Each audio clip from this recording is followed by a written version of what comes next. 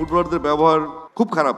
আমি সরাসরি বলতে চাই, কারণ ক্রিকেটের ডিসিপ্লিন খেলা, এটা আভিজাত্যের খেলা। যখনই আমরা ফুটবল নিয়ে কোনো নেতিবাচক কমেন্ট আমরা শুনি, অফকোর্স আমরা ব্যথিত হই, এমনি আঘাতপ্রাপ্ত হই।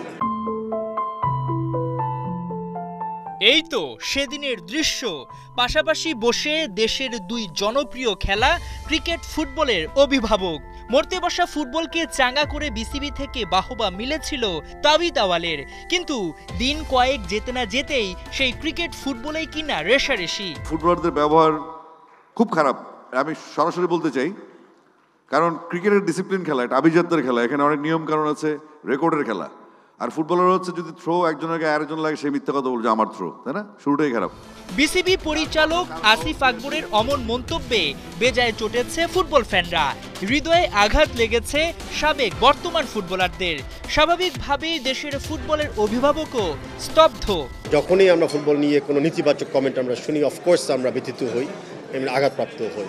তবে তাও জাস্ট রিসেন্টলি আমাদের ক্রিকেট কনফারেন্সের সময় আমরা একটা বক্তব্য শুনেছিলাম, যেটা ফুটবলের এগেনস্টে হয় এবং খেলোয়াড়দের উপর অপমানযোগ্য একটা কমেন্ট করা হয়েছে। দেশ জুড়ে আসিফ আকবরের মন্তব্যে ফুলে ফুঁসে উঠেছে পাগলাটে ফুটবল সমর্থকেরা। কানাঘুষা চলছে। সাম্প্রতিক সময়ে ক্রিকেটের নানা ঘটনা ধামাচাপা দিতেই পরিকল্পিত বক্তব্য দিয়েছেন তিনি।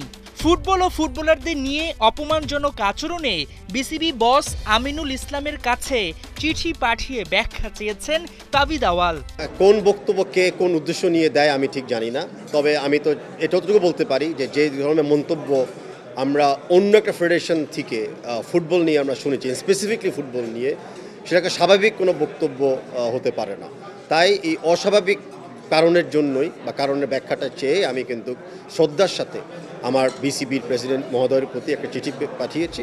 তবে কোনো রেশারেশি নয়, দেশের সব খেলাই বহন করে লাল সবুজের পতাকা। কাঁধে কাঁধ মিলিয়ে চলার বার্তা বাফুফে বসের। আমরা সবাই খেলোয়াড়, আমরা সবাই ক্রীড়াবিদ, আর আমাদের সকল ফেডারেশনের দায়িত্ব হলো ঐক্যবদ্ধ থাকা। তো আমরা চাবো না কোনো একটা ইস্যুতে বা কারো ইস্যুতে আমরা এই ঐক্যবদ্ধতা আমাদের বিভক্ত করে ফেলি। হাসান সজীব, ৭১।